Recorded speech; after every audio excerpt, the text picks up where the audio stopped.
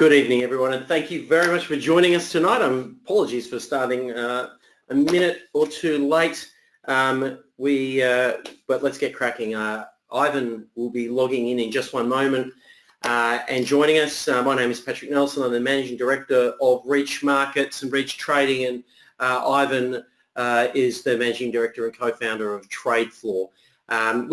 Tonight's session, we're going to cover a fair bit of territory. We're going to be looking at some of the techniques that we use to pick direction. We're going to be looking at some options trading strategies. We'll go into our platform and have a look at that, have a look at any trades in the market, open for questions. I've turned on a function on my screen anyway. I'm not sure if everyone else can see it, which should be bringing up closed caption text. Apologies if that's annoying anyone. I can turn it off, but we wanted to test it. So anyway, thanks for joining us. My background is I've been trading options for just probably 2 decades now. I need to do the maths. I'm pretty sure we've ticked over now. I have run one of the busiest options trading desks in the country for over a decade. And about 16 months ago, or a little over a year ago, with the support of TradeFloor, I launched Reach Trading, which sits under the Reach Markets business, and we have, without question, the best trading technology for options traders in Australia. We're the education partner to the Australian Stock Exchange. Our platform is the same technology that's used by the ASX for their options trading game, and just this week we've finalised a deal and have got a team of very experienced options traders joining us up in Sydney.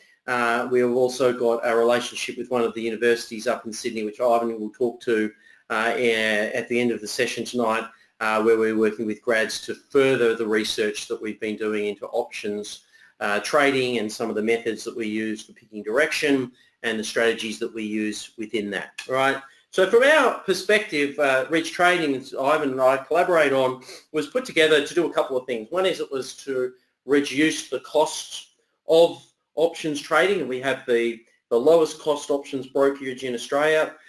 We're also the only broker that allows you to do tailor-made combinations, so you can put on multiple leg trades using our technology. But we don't see our job as purely to provide you with the ability to place trades. Our job is to support you, to help you become the most successful trader you can be. And we do that in a number of ways. One is we do a lot of research into trading methods, the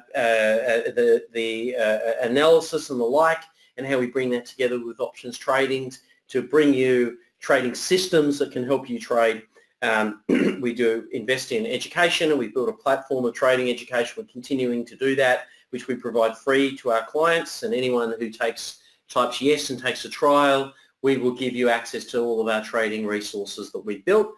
And we also are investing in the experience of trading webcasts, looking for trades in the market with you. We've got one running to tomorrow at midday, and we're going to be putting more and more time and energy and effort into this type of activity as well.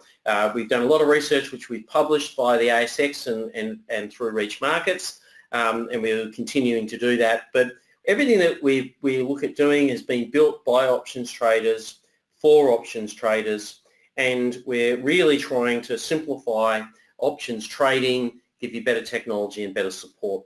The team of traders that we've brought on will also add to the support that Tim, who's joined me, is here with me tonight. We'll talk later on, provides currently, but we've got another 5 people joining our team it's specific with options trading expertise and with a purely, wholly and solely focused on options trading.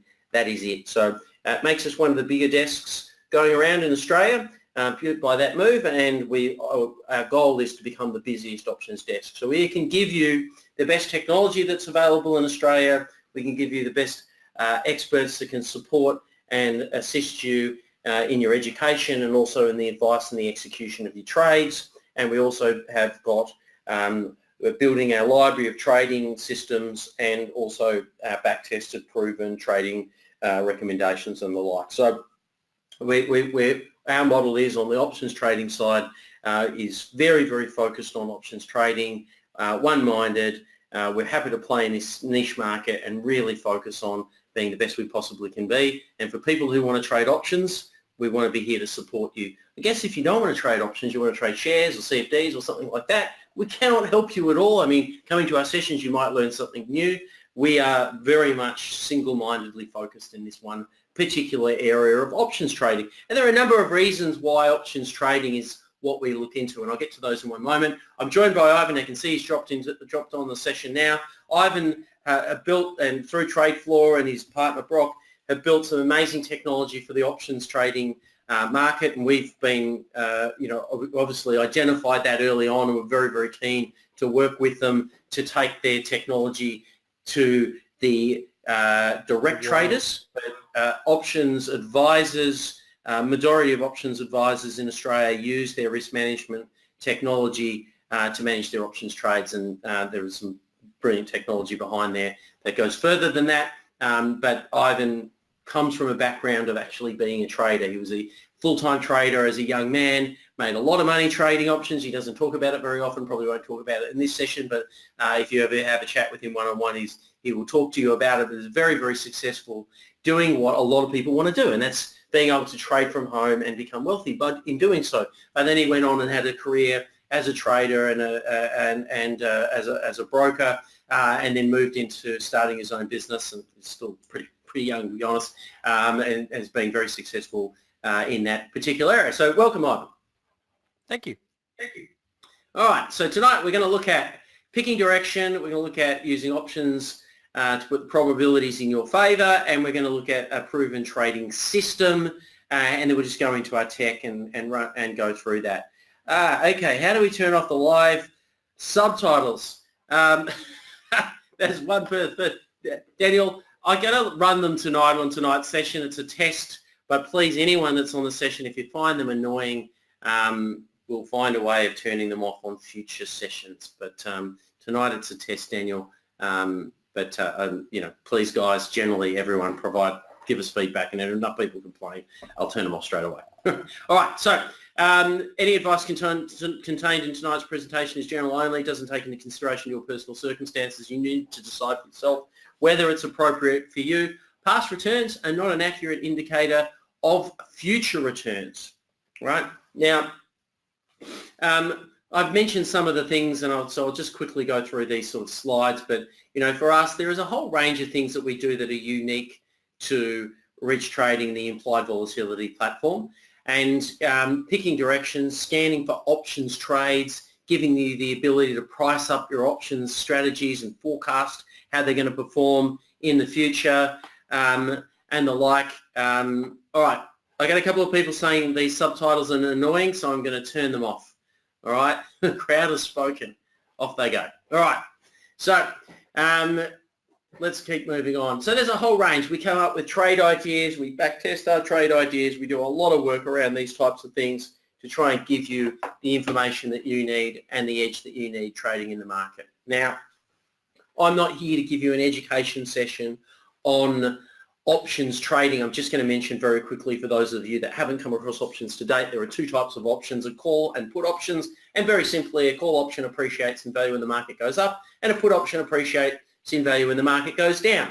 You can use options for leverage. So as a trader, I can use them to take a smaller amount of money, so I'm like risking $1 to get exposure to a $30 company. It goes up, $30 company goes up by $3. I might be my options might go from $1 to $2, right? So I'm getting a significant benefit of leverage on the upside. I can get that on the downside as well, and I can use them as a trader. The majority of options that actually transact in the market aren't actually used by traders; they're used by investors. So investors will use them to hedge their position, generate additional income, lock in exit price, lock in entry prices, just generally generate income from their portfolios. That's probably the most common use for options trading, but we talk about options a lot of the time. I mean, I talk about them as a trader, and Ivan the same, but they're also a lot of our clients do use them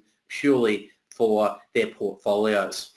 All right, now, and there's a lot of investments that you'll hear about options being used, sometimes over-the-counter options and the like, to achieve lots of different things. But they can be used in combination to help us improve the probabilities of our success. So, rather than sort of picking a bullish or a bearish, where statistically it's sort of a flip of the coin as to whether I'm going to be right or wrong, we can use an options together, and I can sort of start to create a scenario that perfectly reflects what I think is going to happen in the market, or gives me a statistical increase on my chances of actually making money out of that position. So, it might be that statistically the chance is that it's going to finish within this range here, which would give me a 68% chance, or actually statistically it's high, a little bit higher than that, but by using a strategy like an iron condor that many of you would have heard about. So there are different ways that we can use options, but quite often we'll be using them in tandem. As far as from a trader's perspective, we, to arrive at decisions, and I'll really quickly run through technical analysis and some of the key tools that we use, but we use technical analysis to help look at what's happened in the past and use that information to work out whether we can predict what's going to happen in the future. Right? Now, when we're doing technical analysis, I just need to make something very, very, very clear at the outset. We're not saying by using technical analysis we can predict what's going to happen all the time or even part of the time. We're just saying when certain things line up, it will give us a lead to do a trade with a high degree of confidence that we're going to be right. That doesn't mean that every time that we have that high degree of confidence we're going to be right. It just means that we're giving ourselves a statistical edge, and then we know how to trade that view. So when I'm using technical analysis, I'm really just looking for, if these things line up, I'll do the trade. If not, I won't do the trade. So we're sifters, not alchemists. And most of the time when we're doing a trade, we actually, when we're looking at the market, we've got no idea what's going to happen next. We've got like a general idea that we think something's expensive or it might go up or down, but not an idea which we're prepared to put money on or put a trade on. So that you just need to make that clear from the outset. When we're talking about and we're looking at charts, we'll generally be looking at candlesticks. You can see on the screen for yourself what that means, but it'll give us the opening or the closing and the closing price for the day, where where those two levels are, and the lowest and the highest point for the particular day. So we can see, really what's going on.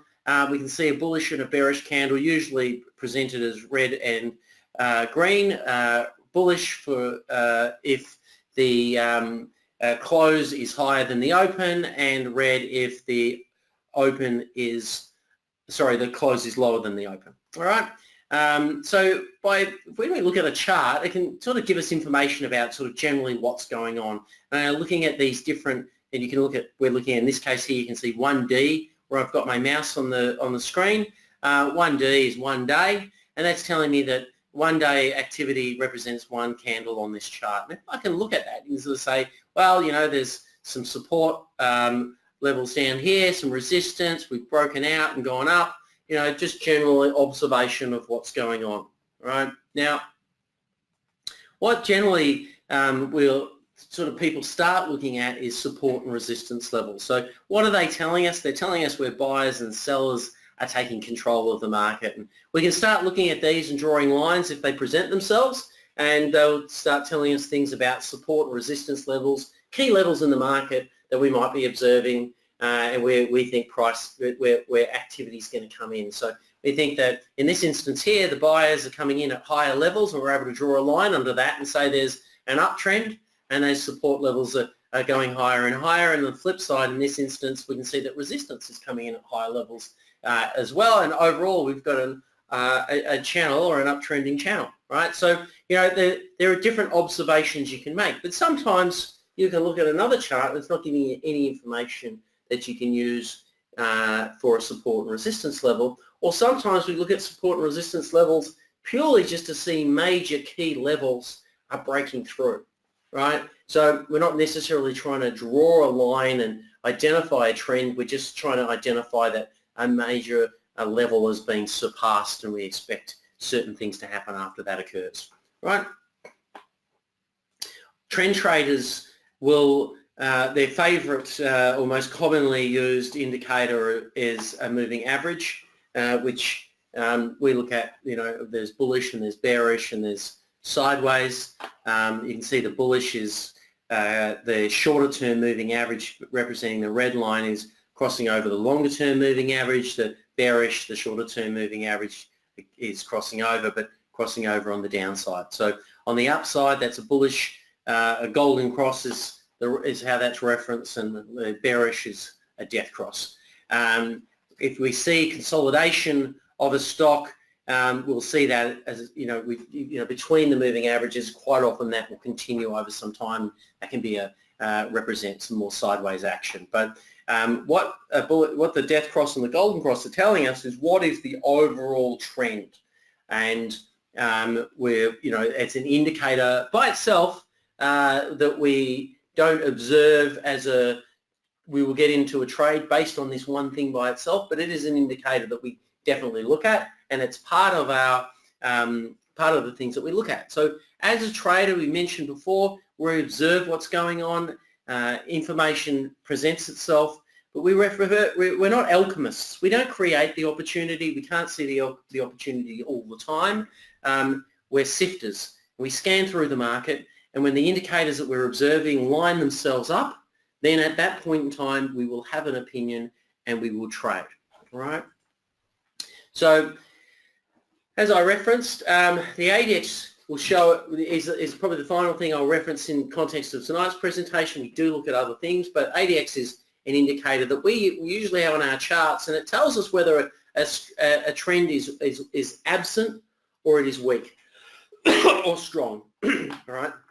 Excuse me. So if the market is, if something's breaking out and going up, but the ADX is really low, it's saying that it could be a false lead for us. We'll wait to see some strength in the ADX. That'll give us confirmation. So we use it to confirm that a trend is there. And one of our strategies when we're just looking for the market to go sideways, we'll use it to confirm that we're expecting that the sideways move will continue, right? And when ADX is particularly low, when we're trading sideways moves, we've had really high success rate on ADX below sort of 10 for that sideways consolidation to continue. Incredibly high based on our back testing, that it will continue to stay in a sideways range for a period of time when those ADXs go to really low levels. So that is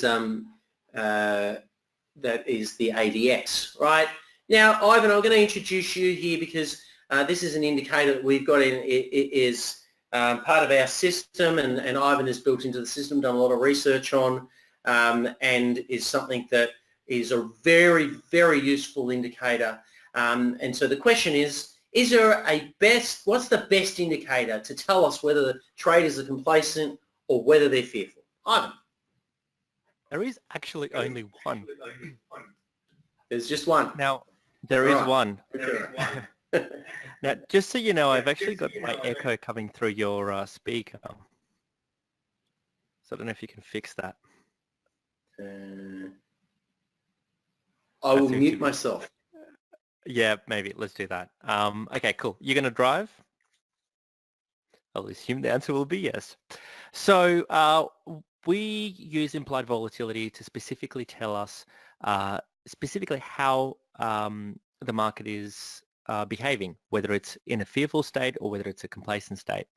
And we find this indicator so important that we've even called the platform after it. So if you can just slide through, Patrick, we can sort of go through what implied volatility is. So the first thing to note about implied volatility is that it is a leading indicator. So one of the things that most indicators that you go through and look at, or technicians look at, they all tend to be lagging. So they're all price calculations based on something that the price has done, and they ultimately all tell you some information about something that's already happened. The implied volatility data comes from specifically where people are trading options, and we're going to talk a little bit about the accuracy of this, but implied volatility is something that's derived backwards from the price of that uncertainty or that complacency. So how much insurance are people taking out for stocks?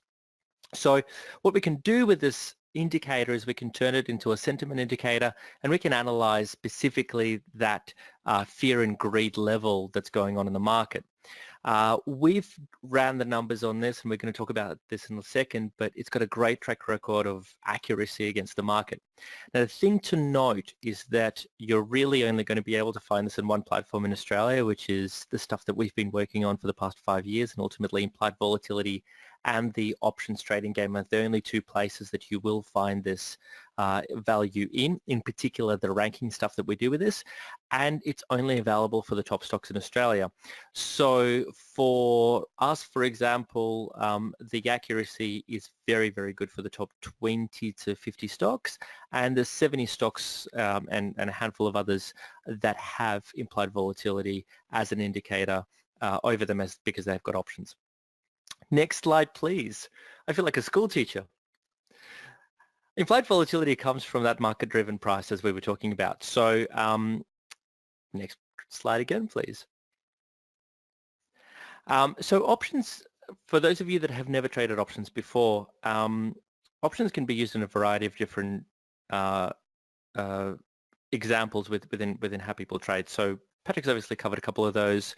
Some of them might be within a portfolio, so you're using them to go in and optimize your returns. So basic strategies like the intention of selling a particular stock or buying a particular stock, but ultimately sophisticated investors will use them to start gaining those edges, which is ultimately the key to our quant analysis that we've been running, and all of the research we've been doing is using that sort of third dimension, which is that volatility element. Next slide, please. Can you give me clicking access by any chance? Maybe you can, well, you should be able to. Yes, give me one moment, I'll try and do it. Yeah, perfect, thank you. So one of the, while Patrick's doing that, so one of the, where this all comes from is one of the fathers of modern technical analysis, Charles Dow. And he's the guy who co-founded the Dow Jones Company. He was the editor and the founder of Wall Street Journal, an extremely accomplished man in that time. And so one of the things that he spoke about was in all of his editorial pieces was this concept of fear versus greed. And the idea is that the highest levels of greed, we're the most convinced or the most confident that the price is going to continue going up. So for those of you that have come through from the LinkedIn article, for example, or the post that I wrote today, you know, there's exactly that breakdown where we've got this situation where there's guys out all over the internet that are saying that this market is never going to have a correction, including the head analyst at AMP, that, you know, anybody who noticed that. But the concept is that, well, we've got these perma bulls that continuously think that the market is never going to correct itself.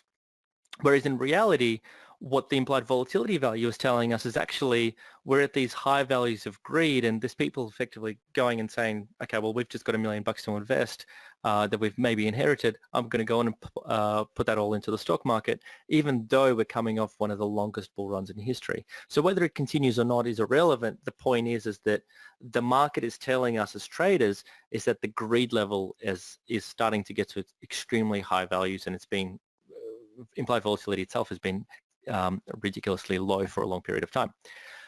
Conversely, when the market is fearful, we get into this point of throwing in the towel, that surrender. And so thinking about GFC, for example, as we were coming out of the GFC, people were sitting at that element of caution, and they said, oh, well, really the market should correct itself. It needs to correct itself. And it just kept on going up. And then people get to this point of ultra conviction, and then as we have the next correction, people are going to start losing money, as they always do. They'll start selling once it gets from that sort of hope period to that apprehension. They're going to be shocked that they've lost so much money. They're going to start selling their assets, and then eventually that'll be the low of that period. So I do have access. Great. So what implied volatility tells us, and you can see this, the great thing is you can see this over the whole index. So one of the options that trades is the XJO, and it is the most liquid, which is the ASX S&P 200. And at its low effectively volatility goes to some extremely high levels. When the market is greedy or it's in that high level of confidence, people don't buy insurance for their portfolios, and the volatility is very low. So you can see this when you go into the charting platforms. You can go into our charting platform. You can add, or by default, actually, the implied volatility indicator is there, and you can see over the last sort of 4 years or so where volatility has been, specifically implied volatility. So one of the interesting sort of side effects of doing this is, how does a real example work? So we picked CVA when we were coming up with this example, and you'll notice that every single time implied volatility got over that level of 20 for CVA, it ended up being the low. So as everybody was sitting there going, okay, well, we're convinced that CVA is going to continue going lower because the first part was the Royal Commission came in and we're like, okay, well, the whole banking industry is going to be destroyed. And volatility started spiking. People started taking out insurance because they thought that really it's got a lot further to go. And then it continued bouncing off those lows. And so every single time volatility got to those higher levels, it was a perfect opportunity to buy. Now you can go and do this on the implied volatility platform today. If you're using it, and if you're not, you can subscribe to a trial.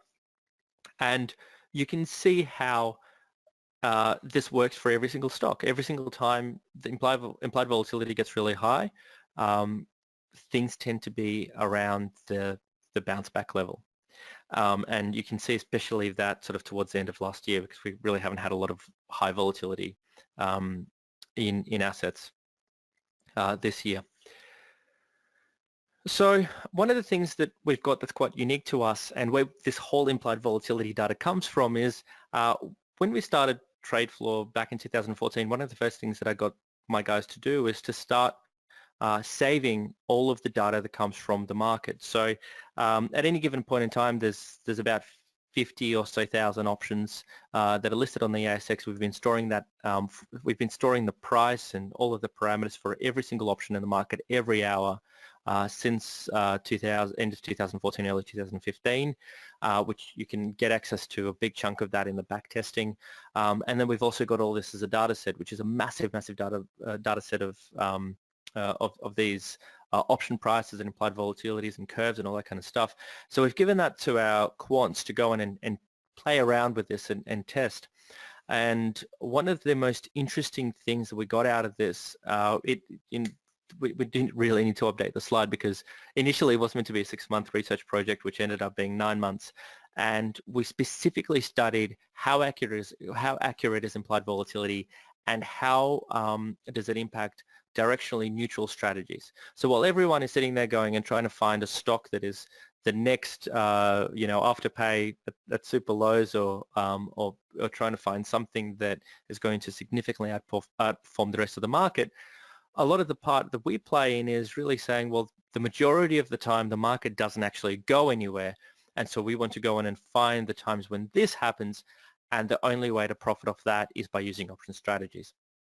So what the quants managed to do is they managed to empirically prove the accuracy of this data with 55,000 samples of daily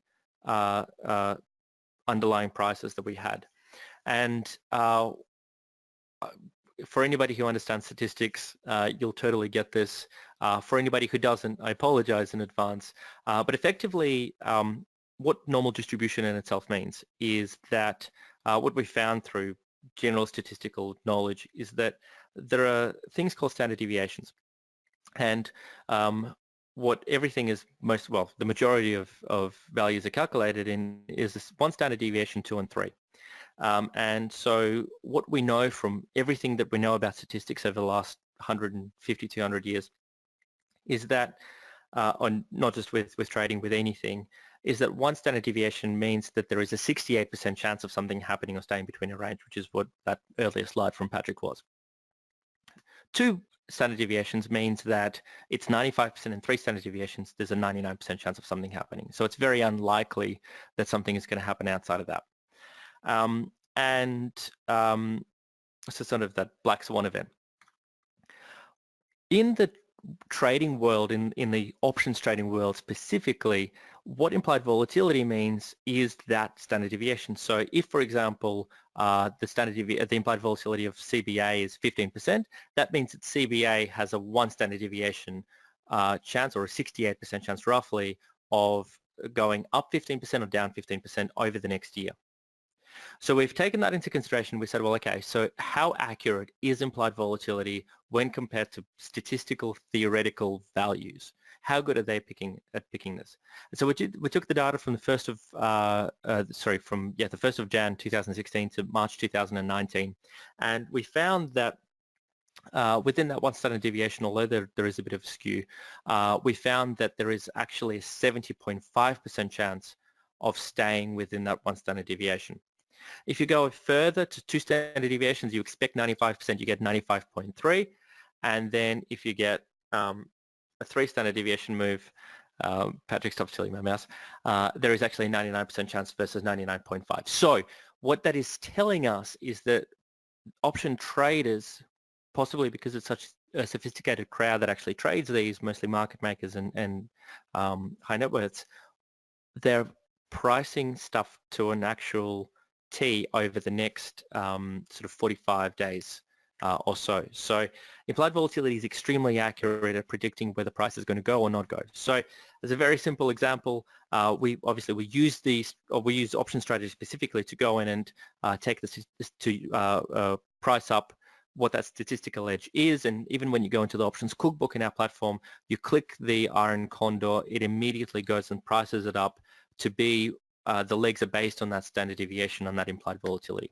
But as a really basic example, let's take the example that on this call, half of the people are buyers of a particular stock, let's say CBA, and half of them are sellers. What will typically happen is that if we all agree on the price, all the buyers are going to sell to the sellers at exactly the same price. So let's say CBA is trading at $70. We all agree that the value is $70, and all the buyers will just sell everything to the sellers at $70. There is an equilibrium there. However, what happens if there are some news that come out that start,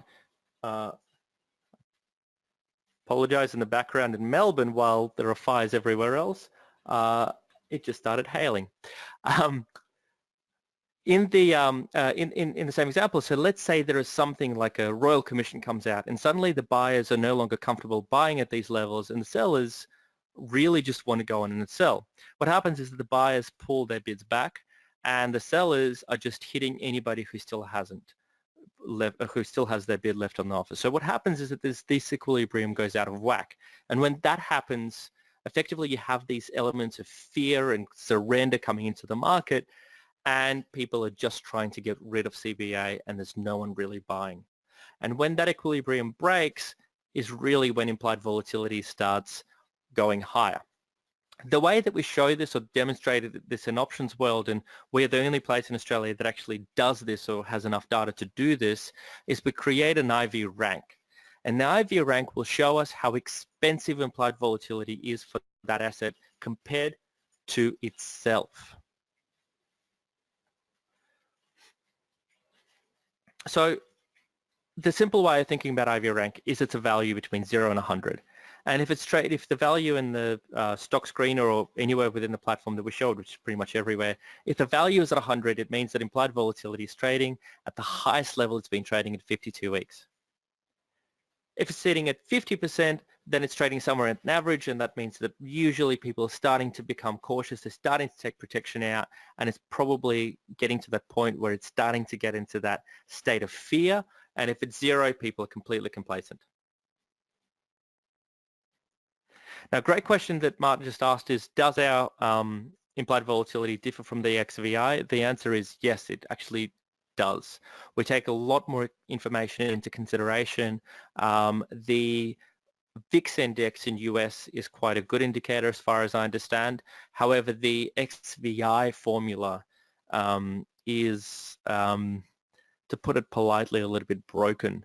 It doesn't take enough consideration into that value. So if you're actually looking at the broader risk value throughout the market and you want to see how complacent or fearful that index is, the IV figure in the implied volatility platform is going to be a lot more valuable to you, because the idea, the general theory behind implied volatility is if the market is going up, implied volatility tends to go down because there's sort of that fear, we become happier, the fear drops away, and vice versa. When the market starts dropping, people start buying protection.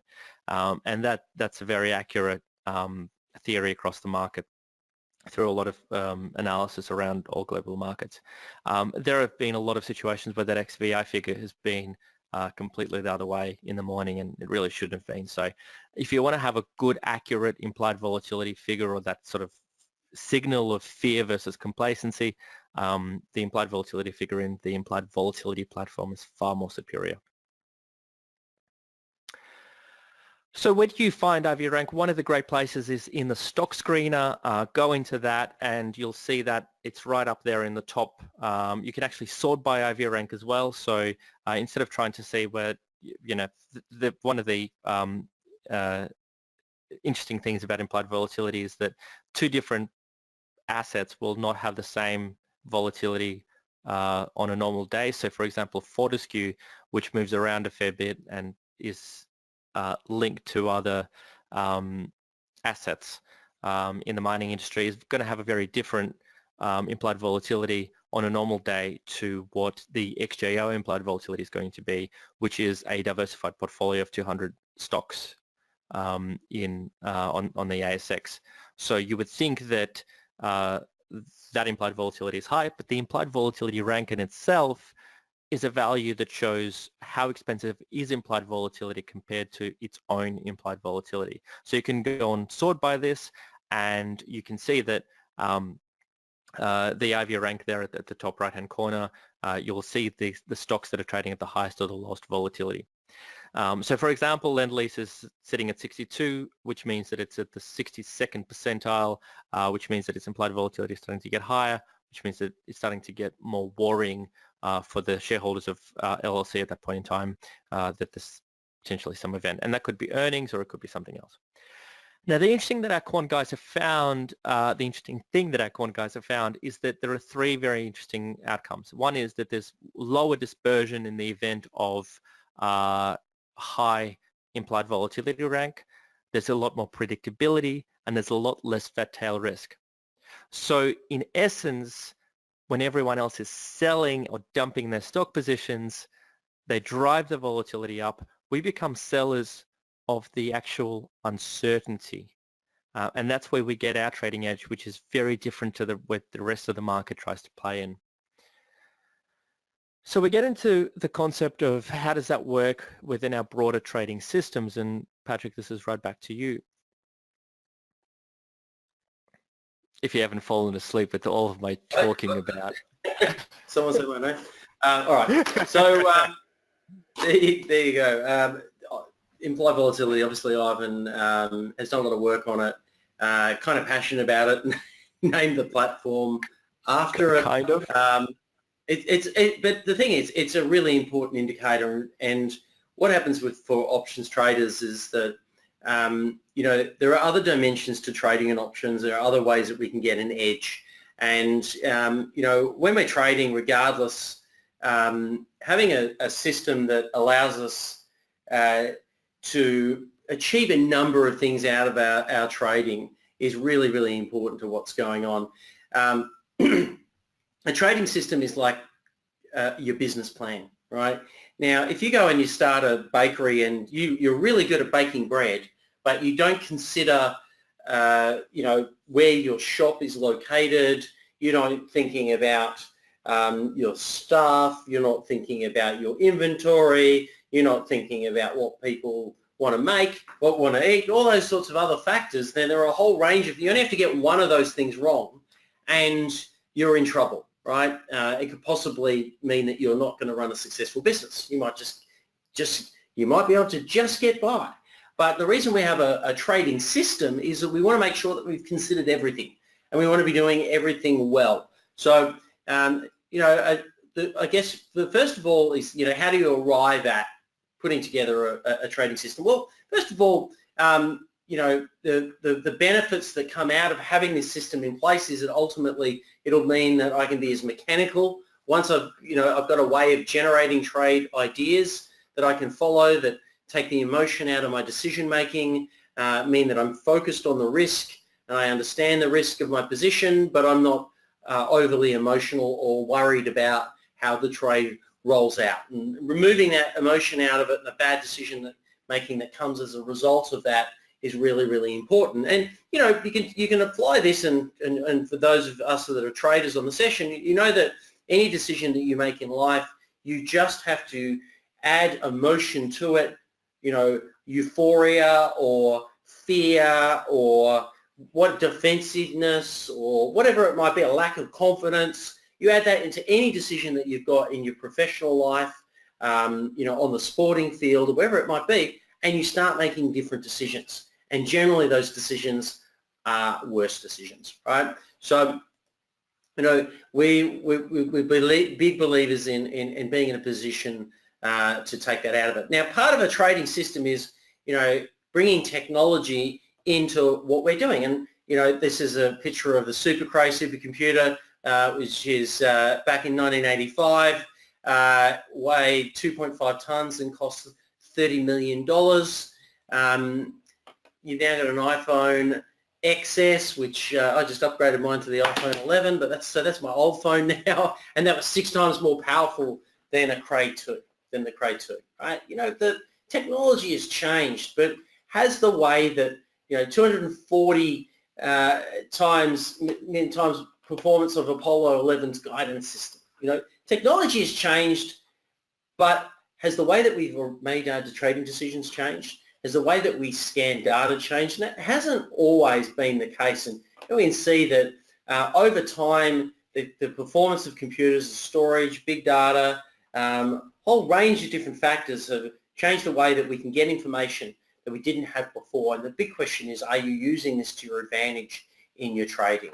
And when we put together a trading system, an important part of all of this to us is that we use millions of data points to increase the odds of being able to pick direction, and then also at this, similar levels of data points to be able to look at, well, what types of strategies are going to work for what types of scenarios to allow us to put together trade ideas and a trading system and a trading plan that we can stand behind and go, we've got a high degree of confidence that over time this will do very well for us. So when we structure and put together our trading, we move from being someone who looks at the market and has all these range of different emotions to someone that says, well, I've got a trading system and I'm executing this trading system. This trade may make money. This trade might be the one that doesn't win money, but I know how I'm going to handle it.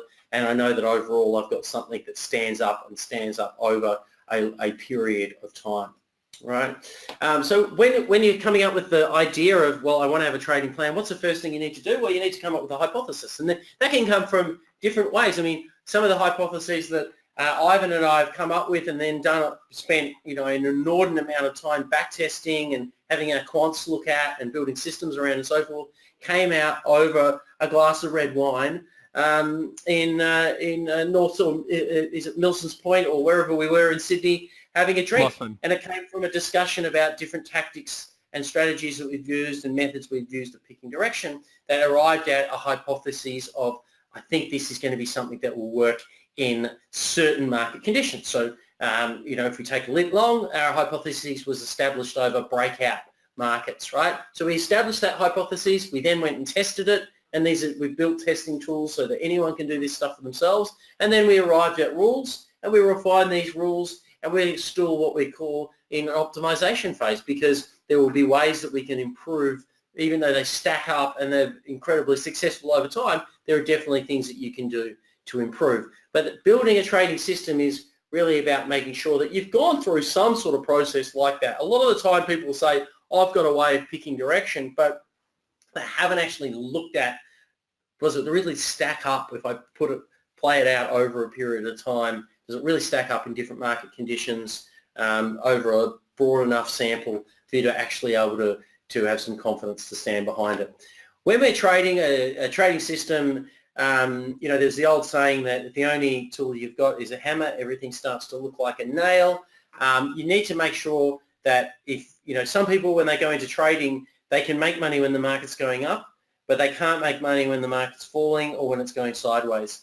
Guess what? A lot of the time it's falling or going sideways. So you want to make sure that what's going to happen is if you've only got a bullish strategy, you will find bullish trades, right? So being able to profit in any market, or at least in a wider range of markets, means that you can analyze the data and just see it for what it is and trade it for the opportunity that presents itself. Quant Architect, created from the down up, having a system where you've got the confidence and you can simplify what you're doing, so you've got simple rules that you can follow. There's not too much information to consider, so that you can arrive at a decision to get in, and you can also arrive to a decision to move your position or exit your position should the information tell you that's what you need to do. And in trading, a lot of the time when you trade over a long period of time, there's a lot of sliding door moments where you're sitting there and going, well, my rules are telling me to do this.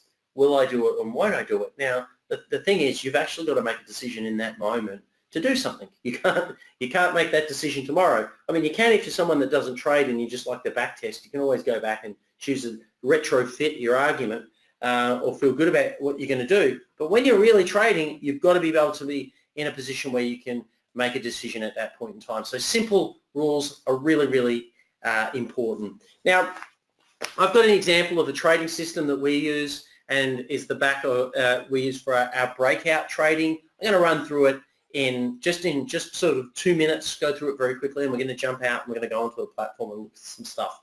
Right? For anyone that would like to get access to any of our education, for our education course, type in yes, and we'll put that together for you. Right? And if you would like to get access to a trial of our platform, you can also type in yes, and we'll organise to get you a trial of the platform as well. Right? So and if anyone wants to get access to our trade ideas, you can also type in yes, and we'll give you access to those trade ideas as well. So if you want access to any of that stuff, type in yes into the chat box at any point in time. We'll make sure we get you set up for all of that. All right? Now, what we're looking at here is a chart of the market, and I've highlighted in on the things that we look for. So these are 5 things that when we're trading a breakout that we want to get access to, right? So number 1 that we want to consider, right? Is the share price above the 52-week high, right? We go on to the day that we're looking at here. We can see it poked its head above that 52-week high on that particular day. Has the 50-day moving average crossed over the 200-day moving average? It had done a couple of days prior to that, so a golden cross, and therefore the overall trend of the market was indicating up. Is the share price above the 50-day moving average? Absolutely. That red line is a 50-day moving average. It's above that. Is that 50-day moving average trending up? Yes, it is. Is the ADX above 20? You can't see it on this chart, but it was. Right. So who thinks that they could ask themselves those 5 questions and be able to know that they were correct in what they were seeing on a chart? Right. So most people will be able to, with a little bit of training on technical analysis, be able to look at a chart and identify that. Right. Well, that's a breakout. And when we trade a breakout, what we're expecting to happen, see this break at that level, the trend is up. That's a 52-week high breaking. We expect that the market, when we've done this analysis and these rules are met, that statistically the odds are in our favour that that breakout will continue and continue a significant move up from there. It might not be a straight line move, but overall it will stay up. Now, we've got rules so that if it's not a breakout, then it's a fake out. And in that instance, we've changed our strategy. So when we trade this, we trade a lit long, and I'll go into the platform in a moment and show you how we identify a lit long trade. And when we're trading a breakout and we believe there might be a retracement, then we have a set of rules that tell us to switch our position from a long position to a short position. Now, we don't always switch a trade when we're in it, but when we're trading breakout trades, we absolutely do. And the most amount of money we ever make on a particular trade is when it's not a breakout, it's a fake out, and it switches and we repair the position. So anyway, that's that particular strategy. So what I might do now is just bump out of there and go into the platform. So this is the homepage for the platform, and I log in. I can build different iterations of what the platform looks like. but I'm just looking at the market and some market depths and my watch list or whatever I want to look at. The main section I'm going to take you into is our strategy builder, and we'll go into the strategy builder and just have a look at some of the scanning the market to look for a particular trade.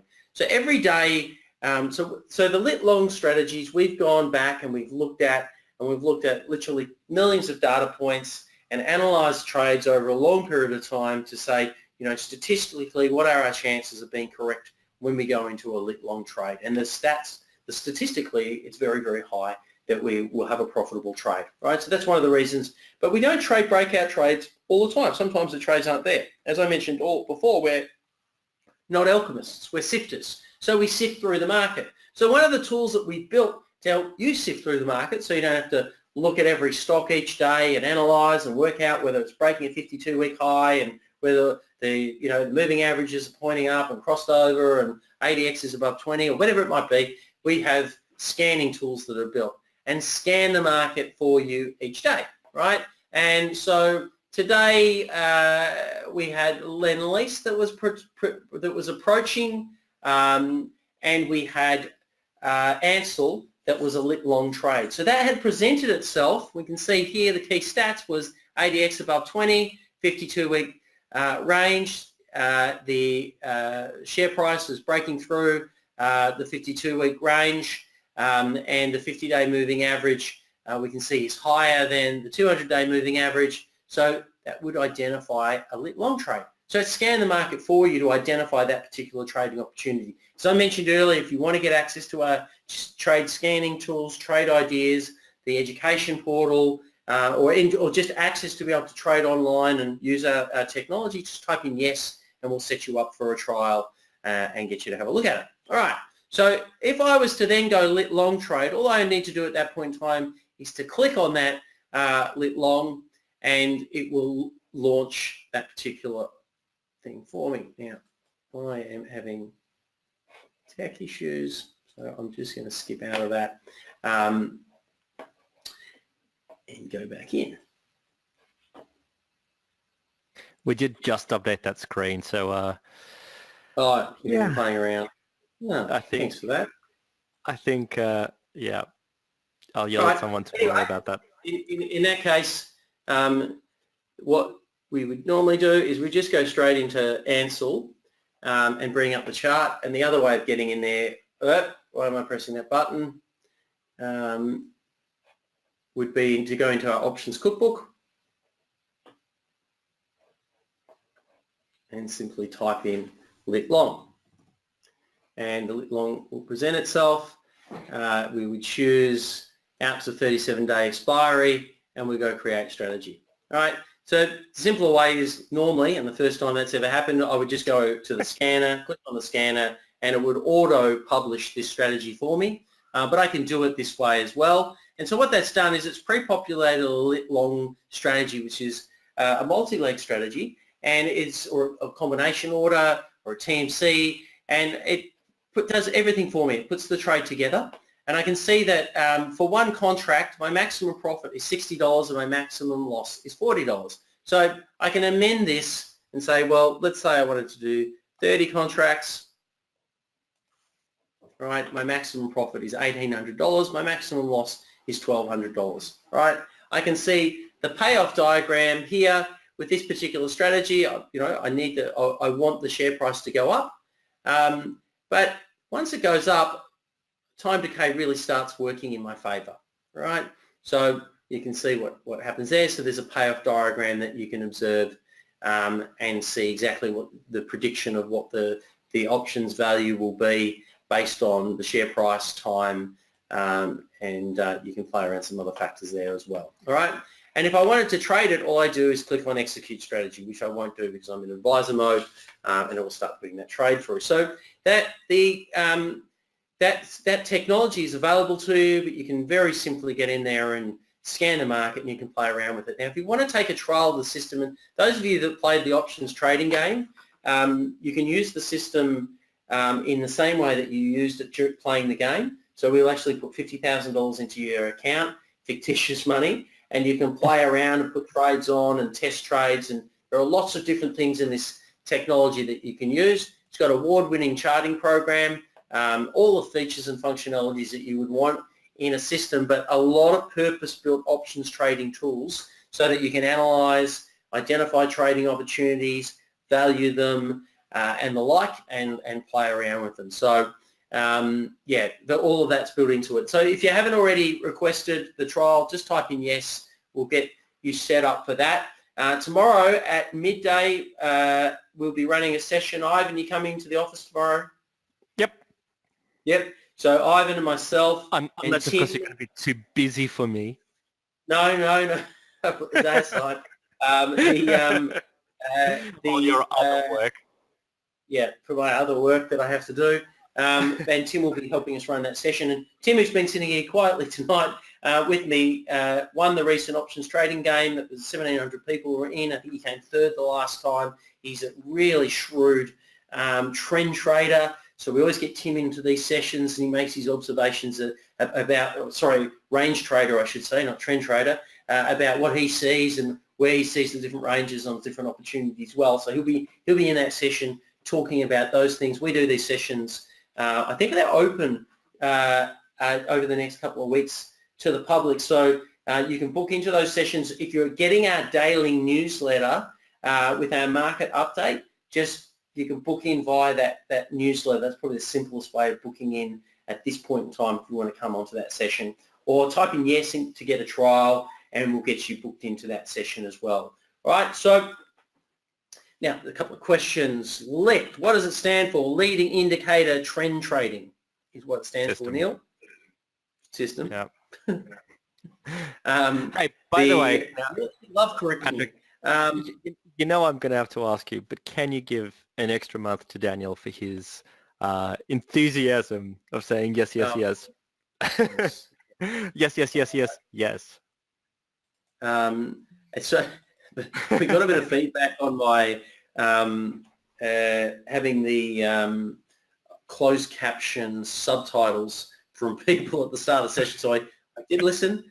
We're big. We do like to listen around here. So all the technology and things that are being built. So as we see our business and what we're out to do, a big key part of it is obviously the technology. And you've got to be, as a trader, what are your tools? Like your ability to look at data, consume that information, and come up with things that can give you an edge. Really super important. And that's what this technology gives you. We've got backtesting modules and things you can do in that. But we also, spend a lot of time, energy, and effort in backtesting things. We did a lot of work this year and last year, which has helped us build trading recommendations around a whole range of different trading systems. And so that's been built in there. There's a lot more in the 12 months ahead. There's been, I know, Ivan, you've got a project that you're kicking off on that is going to allow us to do more analysis. And we want to bring in other people's trade ideas and look at all of that and really make sure that we can derive good information and a good edge out of everything that we're doing. We've got a great team of advisors that are joining us. They're going to be quite busy onboarding their existing clients over the next week or so, dealing with the change of scenery. But we'll start talking about that team probably in a week or so from now. They're there to support you. Tim, you've got an excellent trader at your disposal to provide support and education in the Melbourne office. And now you've got a team of advisors you can talk to about your trades and get assistance. But, we want to have best of both worlds. You want to do a trade online, you can do it at the cheapest prices available. You can do combination trades. You can easily manage your open orders, get all the information you need. But then if you need to and you want to, you can call up and speak to some really great traders that can give you very specific advice about a particular trade, assist you close out of a trade, assist you get into a trade, help you manage, help give you trade ideas and do all those sorts of things. So you've got the full service, you've got education, you've got the technology, basically everything that you need to help you trade successfully. And like even on the education side of it, this is a project for Ivan and I. We've done lots and created lots of education material. We continue to do it. Tim's helping us on that front as well. And the guys up in the New Sydney office will be assisting with that as well. We don't want to charge people for education. We just want to give it to you to help you improve what you're doing with your trading. Our model is very, very simple. We provide you with the tech and we give you the support. Anyway, if you want to get access to any of those things, type in yes, we'll get you set up for a trial. For all those people that have, we'll coordinate that and get you set up tomorrow. Any questions, call and speak to Tim in the office. He can sort you out. He does a wonderful job supporting everyone. And if you've got any ideas, want something built into the technology, we've got a list of things that we're working through at the moment, but please put them forward. We'd love to hear them. A couple of questions here. Gary's asked the question, how much capital could I start to trade options? Gary, look, it's a difficult one to answer, and I probably have to put a disclaimer in front of it, like, we don't give any advice on what a person should do. So this is just a general comment. If you're trading options and you can trade online and your brokerage is only $24.95, it allows you to start trading with relatively small amounts of money because you've got an access to leverage, right? So people have gone on and traded with, $1,000 or $2,000. They've started with trading accounts as small as that. I mean, that's what I started with when I started trading 20 years ago. I paid more brokerage than what you pay today trading. But, that's sort of a comment on if you're trading an online platform. That you'll be restricted on what strategies you can use. So someone who was, say, trading the lit trading system and ideas, we generally be starting with a trading bank of somewhere around $10,000. It could be a little bit less, but to be able to do a range of trades, spread your risk, do those sorts of things, somewhere in that vicinity would be where someone would generally be starting with. But it really is. If you're trading through advisors, so if you're using our full service team, you probably would be talking, on the minimums amounts, at around the 10K as a trading starting bank for someone to trade if you're paying the higher amounts, but you're getting the highest support. All right, so I hope that answers your question. Can I run this on a Mac? Tim? Yes, you can run it on a Mac. You just need to download Google Chrome browser and it will work fine. It also works on Android. It'll work on your phone. Just use the Google Chrome browser on your phone as well. Yeah. It should work on Safari as well. So, but it works on Safari for me, but I prefer using it out of Google Chrome. Well, the entire technology the front-end technology is built using Google's stack, so it does work better on Google, and we can sort of get the most out of technology as it changes. So yeah, use Chrome if you can. Yeah. Gary's asked a question. I assume you're referring to, Gary, it's a follow-up question from the original question, which was how much could I start to trade options with? And his follow-up question was, would that be the case with an iron condor? Look, I'll go through an example for you. So if we go to CBA and we go into our options cookbook and let's say we wanted to do an iron condor, which is a strategy that some of you might not be familiar with, but I'll bring it up. And when you go into the strategy builder, you can see a payoff diagram and you can see an explanation of what an iron condor is. And you can really see that, if I put my mouse over, it's going to do that. But you can see from the green zone that you want the share price to be somewhere in between B and C for maximum payoff, and it can go slightly outside of those for and still make a smaller profit. Let's go and you can always click on Learn More just to learn more about that strategy if you wanted to. Yeah, absolutely. So let's say that you were going to risk $1,000 on the trade, right? That's not risking $1,000. Sorry, I wasn't paying attention. Right, so I'm doing a strategy where I'm doing an iron condor. So I'm going to pay $24.95 roughly per leg. Is it worthwhile me doing it? Well, if your maximum profit $608 and you go into the strategy and you stay in the trade and you're trading in a way where your strategy is that you'll allow the trade to go to expiry, then there's no reason why you couldn't do it with a risk as low as that. closing out of the trade, you'll be paying away some of your profit. So to answer your question, Gary, that's probably just more information, and you can make your own mind up with what you'd be prepared to pay away in fees. But yeah, it's probably iron condors, $1,000 about as low as you'd probably find someone going. All right, Mark Richardson, does the payoff diagram include the cost of the trade, Ivan? No, it doesn't. And the reason why it doesn't is because we've got a lot of people that use our platform to monitor their positions that they trade through their full service advisor. And so they sort of use it as a secondary test, and obviously everyone's got different rates. As Pat mentioned, we've got the lowest rates in town, but they may not necessarily be the same as what you'd be paying anywhere else. No, actually, they won't be. That's a definitive statement. Okay. Martin has asked, is the adjustment of delta appropriate in iron condor as the price moves?